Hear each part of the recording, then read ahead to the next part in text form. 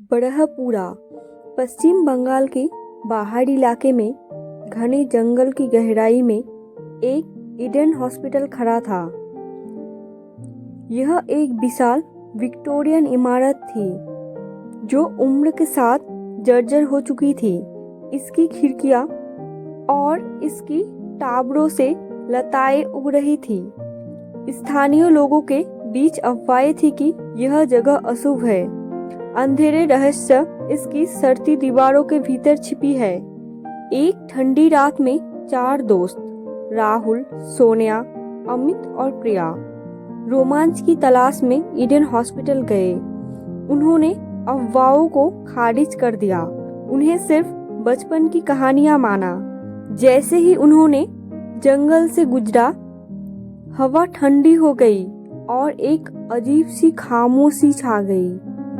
पेड़ों की टहनियां हवा में नाचती थी, मानो अदृश्य हाथ उन्हें सहला रहा हो।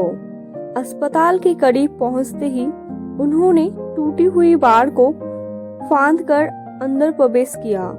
इमारत विशाल और अंधेरी थी।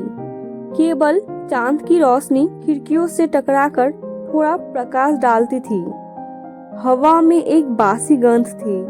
उन्होंने अस्पताल का पता लगाना शुरू किया। टावरों पर पुराने चिकित्सा उपकरण लटके हुए थे और फर्श पर धूल की मोटी परत जमी हुई थी। हर कमरे में एक भयानक सन्नाटा था जो उनके फुसफुसाहट से भी भंग नहीं होता था। तभी उन्होंने दूर से एक आवाज सुनी।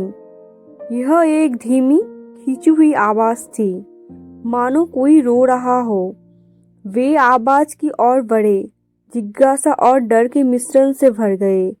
आवाज उन्हें एक अंधेरे कमरे में ले गई जिसका दरवाजा खुला था। उन्होंने अंदर झांका और सहम गए। कमरे के बीच में एक कुर्सी पर बैठी थी एक बूढ़ी महिला। उसका चेहरा झुर्रियों से भरा हुआ था और उसकी आंखें खाली थी।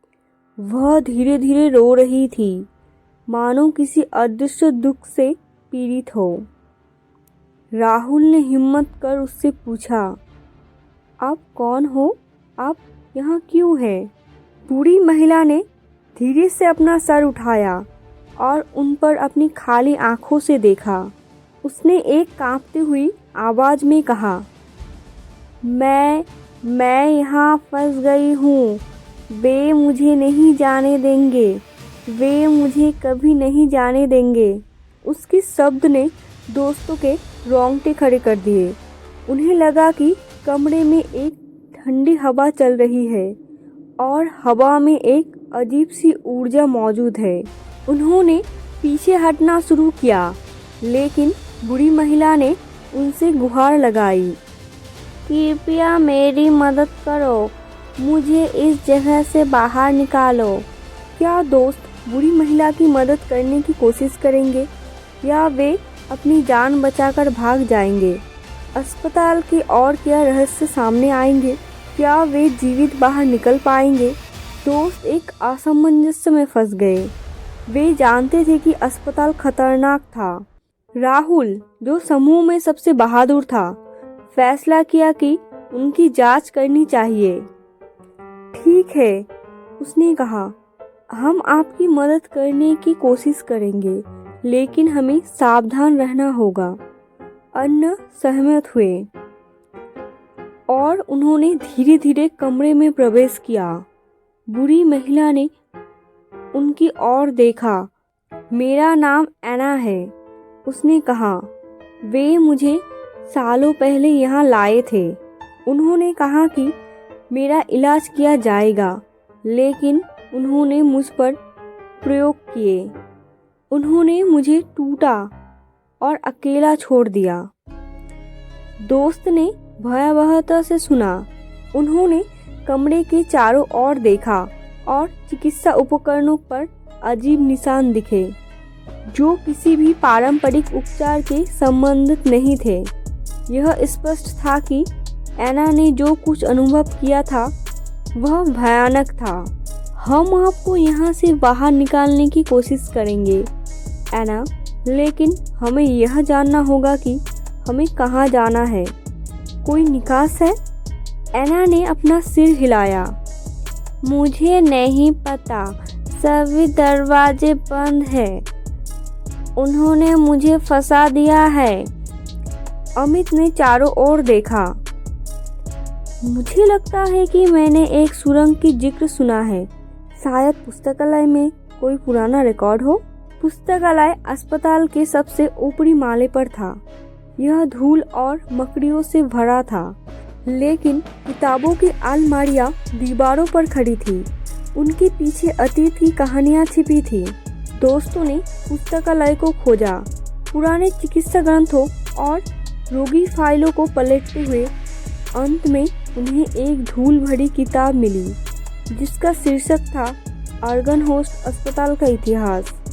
उन्होंने किताब खोली और उसके पन्नों को पलट दिया, जब तक कि उन्हें वह नहीं मिला जिसकी उन्हें तलाश थी। एक नक्शा था जो अस्पताल के एक गुप्त सुरंग को दिखाता था, जो सीधे जंगल की ओर जाता था। यह है, प्रिया उत्साह से चिल्लाई।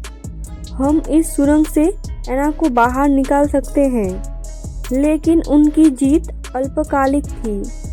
जैसे ही उन्होंने किताब बंद की, एक अशुभ हवा कमरे में घुसने लगी। हवा ठंडी हो गई और छायाएं लंबी हो गई। फिर उन्होंने इसे सुना, एक फुसफुसाहट, मानो दीवारों के अंदर से आ रहा हो।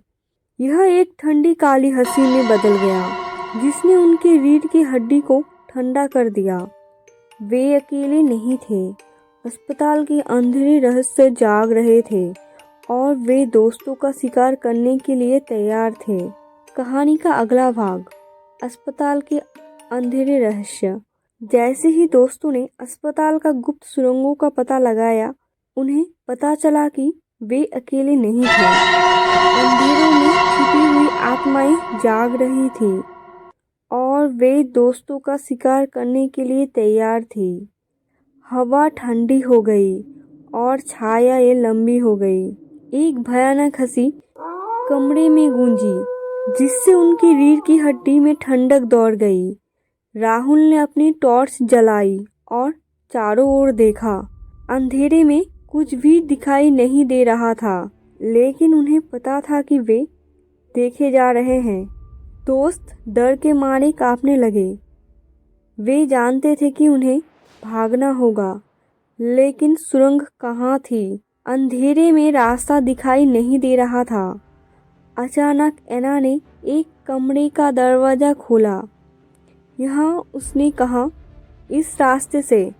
दोस्त उसके पीछे भागे, भूतों की भीड़ से बचते हुए। वे एक लंबे अंधेरे गलियारों में दौड़े, जिसके अंत में एक लोहे का दरवाजा था। राहुल ने दरवाजे की खोलने की कोशिश की, लेकिन यह बंद था। लेकिन एना ने हार नहीं मानी। उसने दीवार में एक छेद की ओर इशारा किया। वहाँ, उसने कहा, हम उस छेद से निकल सकते हैं। दोस्तों ने एक दूसरे की मदद से छेद को बड़ा किया और एक एक करके उससे बाहर निकल गए। वे जंगल में भागे, भूतों की भीड़ को पीछे छोड़ते हुए। वे रात भर दौड़ते रहे, जब तक कि उन्हें यकीन नहीं हो गया कि वे सुरक्षित हैं। फिर वे थकान से गिर पड़े, राहत और खुशी से रोते हुए। अस्पताल का काला रहस्य जाग उठा। जंगल में भागते हुए दोस्तों ने सांस लेने के लिए रुका। वे थके हुए थे, डरे हुए थे और भ्रमित थे। क्या वे कभी भी अस्पताल के अंधेरे रहस्यों से मुक्त हो पाएंगे? हमें क्या करना चाहिए? राहुल ने पूछा। हम पुलिस को बुला सकते हैं, सोनिया ने सुझाव दिया। लेकिन वे हम पे विश्वास नहीं करेंगे, अमित ने कहा। वे सोचेंगे कि हम पागल हैं। तभी उन्होंने अंधेरों में एक आवाज़ सुनी। मैं तुम्हारी मदद कर सकती हूँ, आवाज़ ने कहा।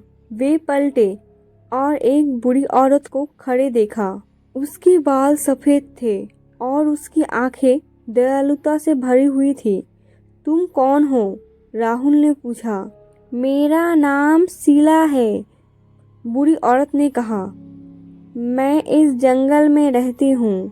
तुम्हें कैसे पता कि हमें मदद की ज़रूरत है? सोनिया ने पूछा। मैंने तुम्हें अस्पताल से भागते हुए देखा, शीला ने कहा। मैं जानती हूँ कि वहाँ क्या होता है। क्या तुम हमें बताओगी? राहुल ने पूछा। हाँ, शीला ने कहा, लेकिन पहले तुम्हें मेरे साथ आना होगा। दोस्तों ने हिचकिचाते हुए शीला का पीछा किया। वे जानते थे कि वे जोखिम उठा रहे हैं, लेकिन वे अस्पताल के रहस्य को जानने के लिए भी उत्सुक थे। शीला उन्हें जंगल में एक छोटी सी झोपड़ी में ले गई। झोपड़ी के अंदर उसने उन्हें अस्पताल के इतिहास के बारे में बताया। यह अस्पताल कई सालों पहले बनाया गया था, शीला ने कहा। यह एक मानसिक अस्पताल हुआ करता था। मानसिक अस्पताल? प्रिया ने पूछा। हाँ, शीला ने कहा। यह पागल लोगों को रखा जाता था। लेकिन अब यह बंद क्यों है? अमित ने पूछा। क्योंकि यहाँ बहुत भयानक चीजें हुई, शीला ने कहा। डॉक्टरों ने मरीजों पर प्रयोग किए। उन्होंने उन्हें प्रताड़ित किया। क्या तुम सच कह रही हो? राहुल ने पूछा। हाँ, शीला ने कहा। मैंने यह सब अपनी आंखों से देखा है। दोस्त स्तब्ध थे। वे कभी नहीं सोच सकते थे कि अस्पताल का इतना भयानक इतिहास जुड़ा होगा। तो उन भूतों का क्या? सोनिया ने पूछा। वे मरीजों की आत्माएं हैं, शीला ने कहा। वे अभी भी यहाँ भटक रहे हैं। क्या वे हमें चोट पहुँचाएंगे? प्रिया ने डरते हुए पूछा। यह इस बात पर निर्भर करता है कि तुम क्या करते हो, शीला ने कहा। अगर तुम उनसे डरोगे तो वे तुम्हारा शिकार करेंगे, लेकिन अगर तुम उनका सामना करोगे तो तुम्हें जाने देंगे। दोस्तों ने एक दूसरे को देखा। वे जानते थे कि शीला सही थी। उन्हें उन भूतों का सामना करना होगा। वे तैयार थे। राहुल ने कहा। ठीक है, शीला ने कहा। तो चलो। शीला दोस्तों को वापस अस्पताल ले गई। वे अंधेरे गलियारों में चले, भूतों की भीड़ से घिरे हुए थे, लेकिन दोस्त डरे नहीं। उन्होंने शीला की बातों को याद रखा। उन्होंने उन भूतों का सामना किया और